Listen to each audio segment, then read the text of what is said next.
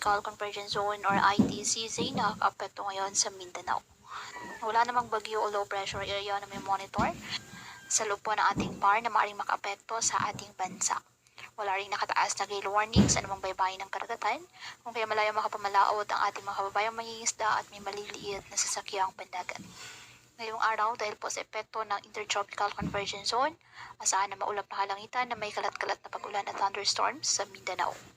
Habang sa Metro Manila at sa nalalabing bahagi pa ng ating bansa, mainit at maalinsangan, may tsansa pa rin po ng mga thunderstorms, lalo na po sa dakong hapon at gabi. Kaya pinapayuhan ng ating mga kababayan na may maingat at maging alerto po sa mga posibleng pagbaha at pagkukulong ng lupa at ugaliin na magdala palagi ng payong o kahit anumang panangga sa ulan sa tuwing lalabas ng ating mga tahanan. At yan po muna ang update sa lagay ng panahon ngayong araw. Muli